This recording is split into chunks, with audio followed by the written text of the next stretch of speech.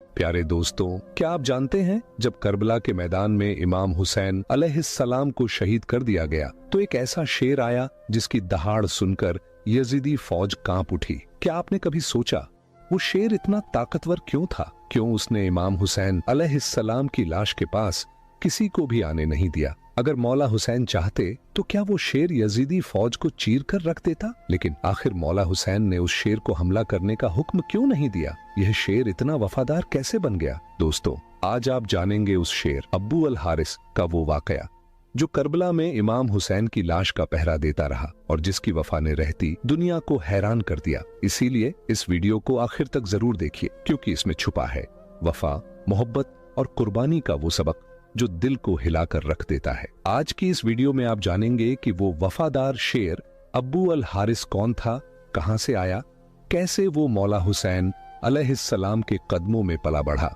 और कैसे करबला के मैदान में अपनी मौला की लाश मुबारक की हिफाजत करता रहा। तो सुनिए, वो दिन था जब मौला अली अलैहिस्सलाम मस्जिद में मौजूद थे, खुतबा फरमा रहे थे, लोगों को दीन की बातें समझा रहे थे। पूरा मजमा खामोशी से सुन रहा था कि अचानक कुछ लोग भागते हुए आए। उनके चेहरों पर खौफ साफ झलक रहा था। उन्होंने कांपती आवाज में कहा, मौला, एक बहुत बड़ा शेर हमारी तरफ बढ़ रहा है, हमें डर है कहीं वो हमला न कर दे। मौला अली अलैहिस्सलाम मुस्कुरा दिए। उनकी नजर में इत्मीनान था। फरमाया, बैठ जाओ, वो शेर किसी को कुछ नहीं कहेगा। लोग अभी बैठे ही थे कि देखते ही देखते एक बड़ा सा शेर सीधा मौला अली के पास आया। उसने किसी पर हमला नहीं किया, न दहाड़ा, बस सीधा चलकर मौला के कदमों में सर रख दिया जैसे सलामी पेश कर रहा हो। सब हैरान थे, मगर असल हैरत तब हुई जब उस शेर के पीछे से एक नन्हा सा शेर का बच्चा भी धीरे धीरे चलता हुआ सामने आया। असल में वो शेर नहीं बल्कि शेरनी थी। वो इंसानी जुबान में अर्ज करने लगी, मौला, मैं इसकी माँ हूँ, इसके बाप को शिकारी मार चुके हैं। मैं नहीं चाहती मेरा बच्चा जंगल में यतीम होकर भटक जाए। मैं चाहती हूँ इसे महफूज हाथों में सौंप दूं, इसे इंसानों से कोई नुकसान न पहुंचे। मैं चाहती हूं कि ये पलकर जवान हो जाए और कभी यतीमी का दर्द महसूस न करे। मौला अली अलैहिस्सलाम ने बहुत नरमी से उसे देखा और बड़े प्यार से कहा, फिक्र मत कर, तू मुतमिन होकर चली जा। ये बच्चा अब अली की अमान में है, इसे यतीमी का गम नहीं होगा। मैं इसे उसे दूंगा जो यतीमों की परवरिश करना सबसे बेहतर जानता है। शेरनी की आंखों में तसल्ली तो थी, लेकिन उसने फिर भी पूछा, मौला, वो कौन है जो हैवान को भी यतीम नहीं होने देता? मौला अली मुस्कुराए। उनकी आंखों में हुसैन का अक्स चमक उठा। फरमाया, वो मेरा बेटा हुसैन है। फिर मौला ने इमाम हुसैन अलैहिस्सलाम को बुलाया। नन्हे हुसैन आगे बढ़े। उनके चेहरे पर मासूमियत और आंखों में एक अजीब सी शफकत थी। उन्होंने उस छोटे से शेर के बच्चे को अपनी गोद में उठाया, उसके सर पर हाथ फेरा और नर्म लहजे में कहा, आज से तेरा नाम अब्बू अल हारिस है। तू अब मेरा दोस्त है, मेरा साथी है और मेरे साथ ही रहेगा। बस फिर क्या था, उस दिन से अब्बू अल हारिस सिर्फ एक जानवर नहीं रहा, वो मौला हुसैन अलैहिस्सलाम का दोस्त, साथी और वफादार मुहाफिज बन गया। जहां हुसैन जाते अब्बू अल हारिस उनके साथ होता, चाहे दिन हो या रात, आराम हो या सफर। वक्त गुजरता गया, अब्बू अल हारिस जवान और ताकतवर होता चला गया। उसकी दहाड़ से लोग दूर से ही पहचान जाते कि ये वही शेर है जो मौला हुसैन के साथ है। लेकिन कौन जानता था कि यही शेर एक दिन करबला की तपती रेत पर मौला की लाश मुबारक की हिफाजत करेगा। यही वो अब्बू अल हारिस था जिसने वो वफा दिखाई कि जमाना हैरान रह गया। उसकी दहाड़ ने यजीदी फौज को हिलाकर रख दिया। अगर मौला हुसैन चाहते तो वही शेर यजीदी फौज को चीर फाड़ देता, मगर मौला ने उसे हमला करने का हुक्म नहीं दिया, क्योंकि हुसैन का सबक ही सब्र, कुर्बानी और अल्लाह की रजा पर राजी रहना था। अब्बू अल हारिस वक्त के साथ बड़ा और ताकतवर होता चला गया। उसकी दहाड़ दूर दूर तक सुनाई देती थी। लोग उसे देखते ही रास्ता बदल लेते थे, मगर जो लोग उसकी शक्ल से डरते थे वो शायद ये नहीं जानते थे कि इस शेर के दिल में एक इंसान से भी ज्यादा वफा, मोहब्बत और मासूमियत छुपी थी। और वो इंसान कोई और नहीं बल्कि इमाम हुसैन अलैहिस्सलाम थे, जिनसे अब्बू अल हारिस की मोहब्बत इतनी गहरी थी कि वो साया बनकर साथ रहता। फिर वो दिन आया जब कुछ अरब के लोग मौला अली अलैहिस्सलाम के पास पहुंचे। उनके चेहरों पर डर था, लफ्जों में खौफ। बोले, या अली, अब्बू अल हारिस अब बहुत बड़ा और ताकतवर हो गया है, हमें डर है कि कहीं वो किसी दिन हमें नुकसान ना पहुंचा दे। मौला अली अलैहिस्सलाम ने उन्हें देखा, उनकी बात सुनी और कुछ लम्हे खामोश रहे। उन्हें वो दिन याद आया जब एक शेरनी ने ये मासूम बच्चा उनके कदमों में छोड़ा था। उस शेरनी की आंखों में वो ममता, वो भरोसा। लेकिन मौला अली इंसानों के डर को भी जानते थे। वो घर तशरीफ लाए, देखा कि इमाम हुसैन अलैहिस्सलाम एक कोने में बैठे थे। उनके चेहरे पर हमेशा वाली मोहब्बत थी, आंखों में सुकून। मगर जैसे ही मौला अली ने बात की, वो सुकून आंखों में ठहर सा गया। मौला ने नरमी से कहा, बेटा हुसैन, मैं नहीं कह रहा, ये लोग कह रहे हैं अब्बू अल हारिस अब बहुत जवान और ताकतवर हो गया है, लोग उससे डरने लगे हैं। मेरा मशवरा है कि अब उसे आजाद कर दो। ये सुनते ही इमाम हुसैन अलैहिस्सलाम की आंखों में नमी उतर आई।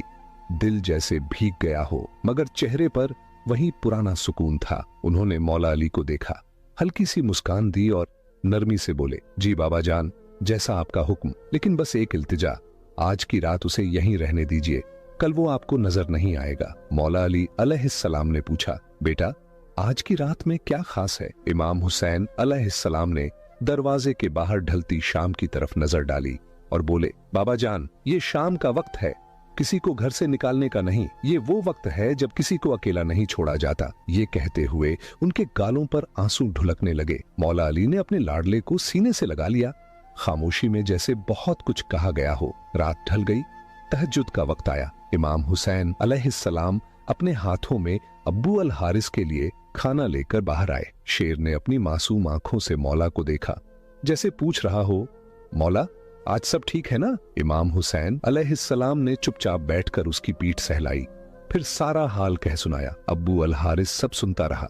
फिर उसने सर झुकाकर कहा, ठीक है मौला, मैं चला जाऊंगा, मगर मेरी एक शर्त है। इमाम हुसैन अलैहिस्सलाम ने नरमी से पूछा, कौन सी शर्त अब्बू अल हारिस? शेर ने आंखों में आंसू भरकर कहा, मौला बस जिंदगी में एक बार फिर आपसे मिलने की इजाजत दे दीजिए। ये सुनकर इमाम हुसैन की आंखें भी भीग गईं।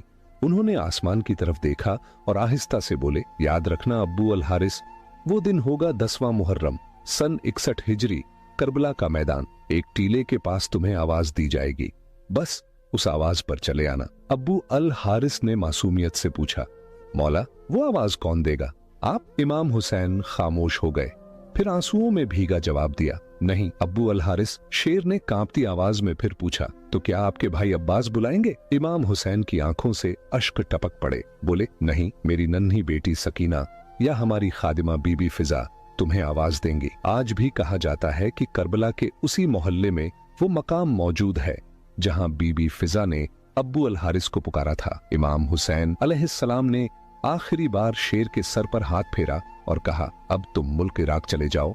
नैनवा के करीब एक जंगल है, उसका शेर मर चुका है, अब तुम्हें वहां का रखवाला बनना है। अब्बू अल हारिस ने मौला के कदमों को चूमा, अपनी आंखों में मोहब्बत और वफा समेटी और चुपचाप नैनवा की तरफ रवाना हो गया। मगर उसका दिल वहीं मौला हुसैन के पास रह गया। वहां का बादशाह शेर मर चुका था और अब अब्बू अल हारिस उस जंगल का नया रखवाला बन गया। मगर उसकी हर दहाड़ में, हर सांस में बस एक ही नाम था, हुसैन। वो जंगल में था मगर दिल से करबला के मैदान में ही रहा। वक्त गुजरा और फिर वो तारीख आ गई जो रहती दुनिया तक याद रखी जाएगी। आशूर का दिन था जब इमाम हुसैन अलैहिस्सलाम को शहीद कर दिया गया। उस वक्त करबला की रेत तप रही थी, आसमान रो रहा था, जमीन सुन्न थी। इमाम हुसैन की शहादत के बाद उमर बिन साद का हुक्म आया, इमाम हुसैन की लाश पर घोड़े दौड़ाए जाए ताकि जिस्म मुबारक को इतना रौंदा जाए कि कोई पहचान न सके। ये आवाज जैसे ही अहले हरम तक पहुंची, कयामत बर्पा हो गई। खेमों में चीखें गूंज उठी। बीबी ज़ैनब अलैहा सलाम की आंखों में आंसू, दिल में आग। उसी खेमे में जनाबे फिजा भी मौजूद थीं। उन्होंने कांपती आवाज में बीबी ज़ैनब से कहा, ऐ मेरी पाक सैयदा, मुझे एक वाकया याद आता है। रसूल खुदा के एक सहाबी समुंदर में सफर कर रहे थे। कश्ती टूटी, वो तख्त पर बहते बहते एक सुनसान जजीरा पहुंचे।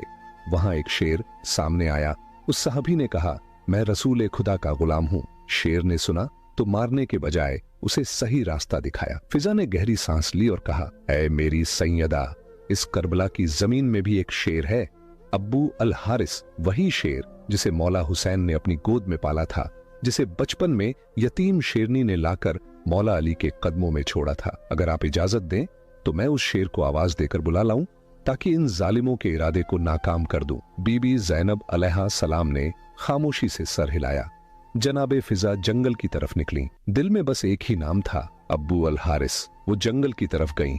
उनकी आवाज हवाओं में गूंज उठी। ए अब्बू अल हारिस, तुम्हारे मौला ने तुमसे वादा लिया था, वो दिन आ गया है। फिजा की आवाज जंगल की दीवारों से टकराई।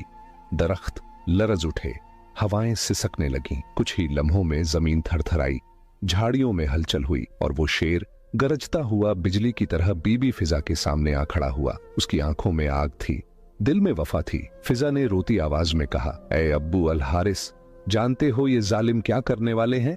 वो चाहते हैं कि तुम्हारे मौला हुसैन की लाश को घोड़ों से रौंद दें, इस कदर कि कोई पहचान न सके। ये सुनना था कि अब्बू अल हारिस ने जमीन पर अपने पंजे मारे, आसमान की तरफ मुंह करके ऐसी दहाड़ मारी कि यजीदी लश्कर में खौफ तारी हो गया। फिर वो बीबी फिजा के साथ बिजली की रफ्तार से करबला के मक्तल की तरफ भागा। वो पहुंचा, वहां वो लाश मुबारक तन्हा पड़ी थी, जमीन पर बिछी हुई, खामोश। लेकिन उस खामोशी में करबला का सबसे बड़ा सबक छुपा था। अब्बू अल हारिस धीरे से आगे बढ़ा, इमाम हुसैन अलैहिस्सलाम की लाश मुबारक के पास बैठा, सर झुकाया और अपने माथे को मौला के खून से रंग लिया, जैसे वफा की मुहर अपने पेशानी पर लगा रहा हो। जब यजीदी सिपाही घोड़ों पर सवार होकर उस पाक जिस्म को रौंदने आए तो उन्होंने देखा एक शेर इमाम हुसैन की लाश के पास बैठा है। घोड़े वहीं ठहर न सके, बदक गए, सवार गिरने लगे। खौफ ने सबको जकड़ लिया। कोई हिम्मत न कर सका कि मौला के जिस्म के करीब भी जाए। वो बेकाबू होकर भाग निकले। सवारों ने पलटकर पीछे देखने की हिम्मत तक न की। उनकी आंखों में ऐसा खौफ समा गया था जो जुल्म के साए को भी थर्रा दे। उमर बिन साद तक जब ये खबर पहुंची तो उसका चेहरा पीला पड़ गया। वो घबराया हुआ बोला, इस वाकये को किसी पर जाहिर मत करना, ये एक फितना है। उसे मालूम था अगर ये राज फैल गया तो दुनिया जान जाएगी कि हुसैन का लहू किस तरह क़यामत तक जालिमों को बेनकाब करता रहेगा। जनाबे फिजा सलामुल्लाह अलैहा ने जब ये मंजर देखा तो वो बीबी ज़ैनब पाक सलामुल्लाह अलैहा के पास आईं और रुंधी आवाज में कहा, सैयदा, आपका मौला महफूज है, अब्बू अल हारिस वहां मौजूद है। जब तक वो बैठा है कोई जालिम हुसैन के जिस्म को रौंद नहीं सकता। एक शेर बना हुसैन का मुहाफिज, जिसने वो कर दिखाया जो इंसानों से भी न हुआ। नाजरीन, अब्बू अल हारिस की ये वफा, उसका इश्क, उसकी गवाही क़यामत तक सुनाई जाती रहेगी कि कैसे एक यतीम शेर हुसैन की गोद से उठा और मैदान करबला में वफा की मिसाल बन गया। अगर आपको ये दिल को छू जाने वाली कहानी पसंद आई हो तो अपने ख्यालात कमेंट सेक्शन में जरूर लिखिएगा। हमारी दुआ है कि अल्लाह हमें भी हुसैन की मोहब्बत और वफा से सरशार रखे। इसी के साथ दीजिए इजाजत। इंशाअल्लाह बहुत जल्द फिर मिलेंगे ऐसी ही एक दिल को हिला देने वाली मालूमात भरी कहानी के साथ।